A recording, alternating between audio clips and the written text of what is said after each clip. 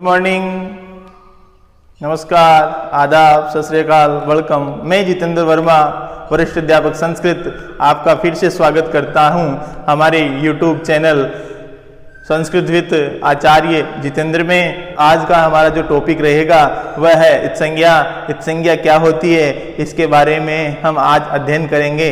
इत्संज्ञा विधायक सूत्र क्या है, इत्संज्ञा करने वाले कितने सूत्र हैं, उनके बारे में आज हम अध्ययन करेंगे। और जो वीडियो है अंत तक देखिएगा कि इत्संज्ञा करने के कितने सूत्र हैं, इनके बारे में विस्तार से यहाँ पे वर्णन किया गया है संस्कृत व्याकरण की दृष्टि से। तो आज का हमारा जो टॉपिक है वह क्या है, इत्संज्ञा। सभी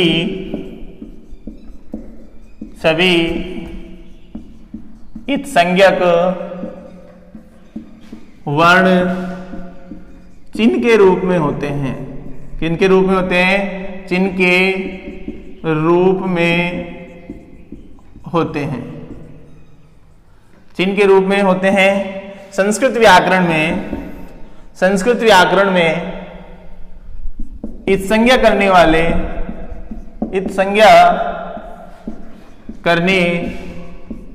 वाले 6 सूत्र है।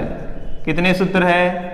6 सूत्र है। संस्कृत व्याकरण में इत्संज्ञा करने वाले कितने सूत्र है? 6 सूत्र है। कौन कौन से हैं उनका हम विस्तार से अध्ययन करेंगे। जैसे है पहला कौन सा है? उपदेशे अजनुनासिक। उपदेशे अजनुनासिक इत, अर्थात उपदेश में उपदेश का अर्थ क्या होता है? जो प्रारंभिक उच्चारण है। उपदेश का अर्थ क्या होता है? जो प्रारंभिक उच्चारण है वह है। अज का मतलब होता है अच मतलब सभी जो स्वर, और अनुनासिक का मतलब होता है मुख और नाक से बोले जाने वाले स्वर, अर्थात मुख और नाक से बोले जाने वाले मुख व नासिका से बोले जाने वाले स्वरों की उपदेश अवस्था में क्या हो जाती है? इत्संज्ञा हो जाती है। अर्थात कह सकते हैं, हम क्या कह सकते हैं इसके बारे में कि उपदेश अवस्था में स्थित अनुनासिक स्वरों की इत्संज्ञा हो जाती है। जो सभी इत्संज्ञक वर्ण हैं वह चिन्ह के रूप में होते हैं। जो सभी इत्संज्ञक वर्ण हैं वो किनके रूप में होते हैं? चिन्ह के रूप में होते हैं। और ये इत्संज्ञा किसमें होती है? प्रत्यय, धातु, आदेश और आगम में होती है। बात करते हैं प्रत्यय के क्षेत्र में बात करते हैं तो आपने प्रत्यय पढ़ा होगा, इक्तवतु प्रत्यय पढ़ा होगा। इक्तवतु प्रत्यय के अंदर ये जो अनुनासिक उ है, ये क्या है? अनुनासिक उ है। इस अनुनासिक उ की क्या हो जाएगी? इत्संज्ञा हो जाएगी। इस अनुनासिक उ की इत्संज्ञा हो जाएगी। फिर बात करते हैं सत्री प्रत्यय की बात करेंगे तो सत्री प्रत्यय में जो री है वो क्या है? अनुनासिक है। अर्थात इस री की भी क्या हो जाएगी? इत्संज्ञा हो जाएगी। अर्थात इसकी भी क्या हो जाएगी? इत्संज्ञा हो जाएगी। अब बात करते हैं मुतु प्रत्यय। जो मुतु प्रत्यय क्या होता है? एक तद्धित प्रत्यय है। इस तद्धित प्रत्यय में जो उ है, ये उ क्या है? इत्संज्ञक है। इसलिए इस उ की भी क्या हो जाएगी? इत्संज्ञा हो जाएगी। इस उ की भी क्या हो जाएगी? इत्संज्ञा हो जाएगी। अब बात करते हैं जैसे कि धातु रूप के अंतर्गत, किसके अंतर्गत? धातु रूप के अंतर्गत बात करते हैं। धातु के अंदर जैसे है टुओस्वी, क्या है? टुओस्वी है। ये जो है ये उ है, ये क्या है? जो ओ है वो क्या है? इत्संज्ञक है। जो यहाँ पे इस ओ की क्या हो जाएगी? इत्संज्ञा हो जाएगी। इस ओ की क्या हो जाएगी? इत्संज्ञा हो जाएगी। इस प्रकार आदेश और आगम में भी इत्संज्ञा हो जाती है। सूत्र नंबर 2 है हलन्त्यम। हलन्त्यम सूत्र क्या कहता है? हल है जिसके अंतिम में, अर्थात हल क्या होता है? व्यंजन, अर्थात व्यंजन। और कहाँ हो? व्यंजन कहाँ हो? अंतिम में। अर्थात क्या कहा गया? उपदेश अवस्था में। किस अवस्था में? उपदेश अवस्था में। कौन सी अवस्था है? उपदेश अवस्था। ये उपदेश अवस्था क्या होती है? अर्थात जो प्रारंभिक उच्चारण है उपदेश अवस्था में क्या होगा? अंतिम जो हल वर्ण है उसकी क्या हो जाएगी, इत संज्ञा हो जाएगी। उपदेश अवस्था में अंतिम हल की, अंतिम हल वर्ण की इत संज्ञा हो जाती है। अर्थात क्या कह सकते हैं कि प्रत्यय धातु आगम और आदेश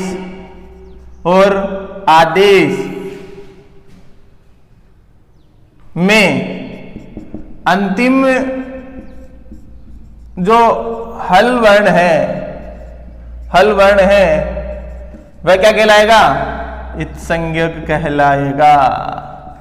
जो अंतिम जो हल वर्ण है वो क्या कहलाएगा, इत संज्ञक कहलाएगा। देखो प्रत्यय में, धातु में, आगम में, आदेश में जो क्या है अंतिम हल वर्ण है वो क्या कहलाएगा, इत संज्ञक कहलाएगा। और जिसकी इत संज्ञा होती है उसका लोप हो जाता है। किससे होता है, तस्य लोप से। तस्य लोप के बारे में भी हम अध्ययन करेंगे। देखिए अब बात करते हैं प्रत्यय के क्षेत्र में। किसके क्षेत्र में, प्रत्यय के क्षेत्र में।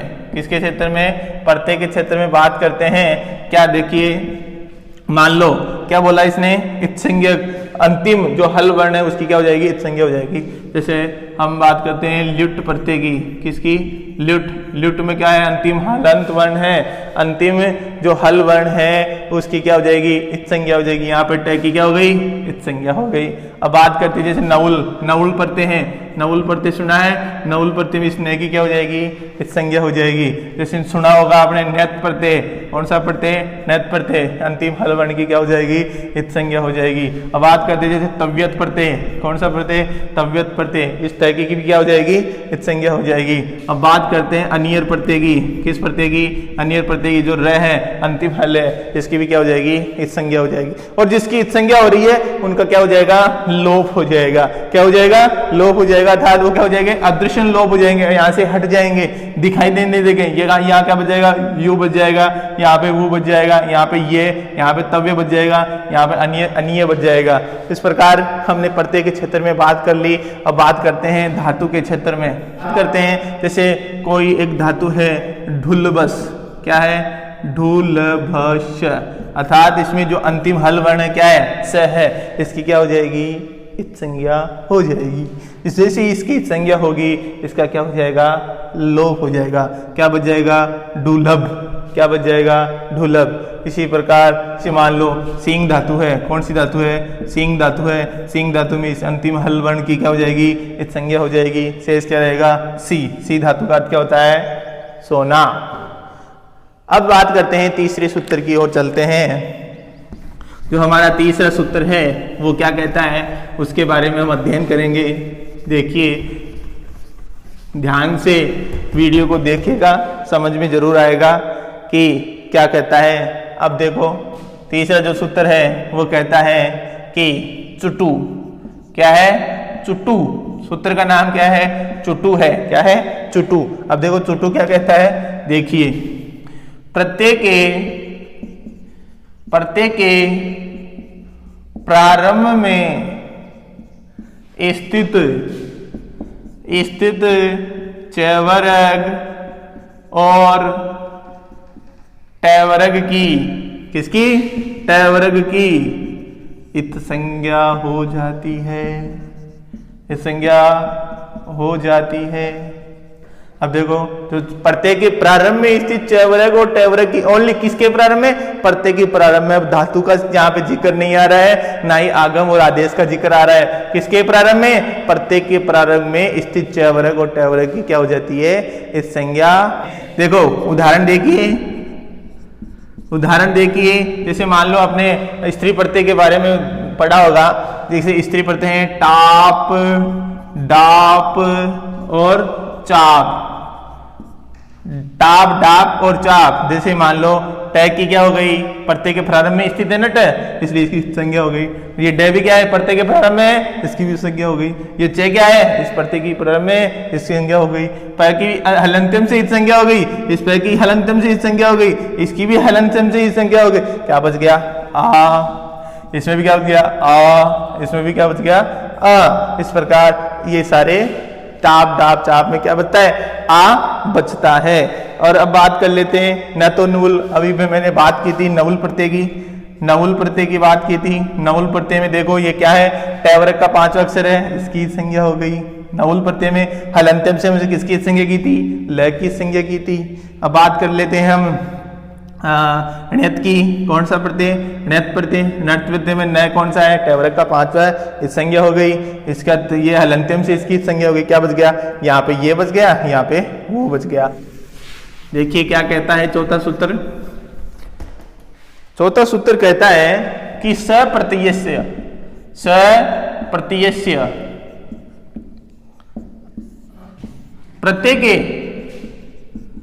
प्रत्यय के प्रारंभ में, प्रत्यय के प्रारंभ में स्थित श, जो श है कौन सा श, मूर्धन्य श की, मूर्धन्य स की इत संज्ञा हो जाती है। मूर्धन्य स की क्या हो जाती है, इत संज्ञा हो जाती है। अब देखो कैसे, जैसे पढ़ते हैं शप, कौन सा पढ़ते हैं, शप, शप में श की संज्ञा हो गई। अब होता है शाखन, कौन सा पढ़ते हैं, शाकन, शाकन में भी इसकी क्या हो जाएगी, संज्ञा हो जाएगी। श प्रत्यय से, हाँ प्रत्यय के प्रारंभ में, ओनली प्रत्यय के प्रारंभ में बात कर रहे हैं, प्रत्यय के प्रारंभ में स्थित मूर्धन्य श की क्या हो जाएगी, इस संज्ञा हो जाएगी।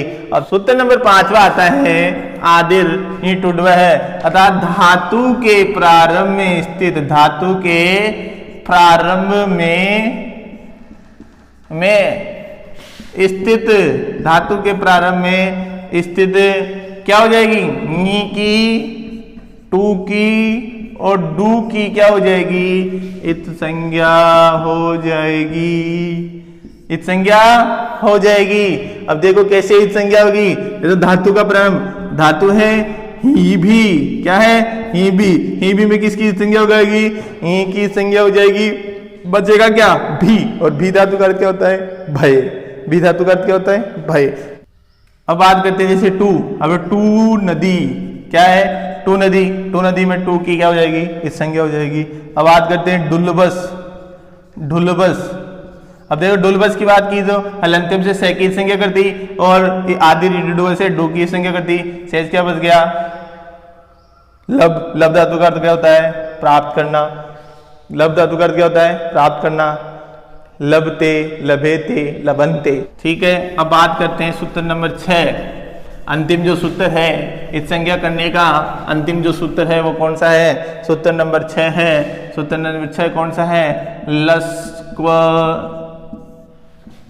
तदीते, लस्क्व तदीते, अर्थात ल, श और कवर्ग, और कवर्ग क्या हो, अतदीते, अर्थात क्या होता है, अतदीते का मतलब होता है तदित प्रत्यय के अलावा, तदित प्रत्यय के अलावा, सुनिए, तदित प्रत्यय के अलावा अन्य प्रत्ययों में, प्रत्ययों के प्रारंभ में स्थित ल, स और कवर्ग की क्या हो जाएगी, इस संज्ञा हो जाएगी। देखिए कि भाई तदित प्रत्यय के अलावा, तदित प्रत्यय के अलावा, तदित प्रत्यय के अलावा अन्य प्रत्ययों के प्रारंभ में स्थित स, ल और क वर्ग की क्या हो जाएगी, इत संज्ञा हो जाएगी। क्या हो जाएगी, इत संज्ञा हो जाएगी। बात करते हैं जैसे हम प्रत्यय की बात करते हैं, कौन सा प्रत्यय लेते हैं, ल्युट प्रत्यय ले लेते हैं। कौन सा प्रत्यय, ल्युट। अब ल्युट प्रत्यय में ल की क्या हो गई, इस संज्ञा हो गई। टैकी किसकी से हुई थी, हलंत्यम से होगी, शेष क्या रह गया, यू शेष रह गया। अब बात करते हैं जैसे सत्री प्रत्यय आता है, सत्री प्रत्यय है, सत्री प्रत्यय में हमने अनुनासिक स्वर की संज्ञा कर दी थी, री की। अब ये जो प्रत्यय के प्रारंभ में स्थित स की संज्ञा हो गई, क्या शेष रह गया, अशेष रह गया। अब बात करते हैं सानज की, किसकी, सानज की। सानज में क्या होता है, प्रत्यय के प्रारंभ में स्थित स की संज्ञा हो जाएगी, तो यहाँ पे क्या शेष रहेगा, आन शेष रहेगा। और ये हलंत्यम से च की हो जाएगी, तो क्या शेष रहेगा, आन शेष रहेगा। कवर्ग में देखो कौन कौन से प्रत्यय आते हैं, इक्तवतु प्रत्यय के बारे में पढ़ा। इक्तवतु में आपने पढ़ा था अनुनासिक स्वर की संज्ञा कर दी थी, ऊ की संज्ञा कर दी थी, कै की संज्ञा हो गई। इक्ता पढ़ा, इक्ता में भी कै की संज्ञा हो गई, तैशेष रह गया। इस प्रकार से हमने इत संज्ञा करने के 6 सूत्रों के बारे में विस्तार से अध्ययन किया। आपको अगर समझ में आया है, अच्छा ये वीडियो अच्छा लगा है तो इसको लाइक और शेयर और सब्सक्राइब करना ना भूले। धन्यवाद।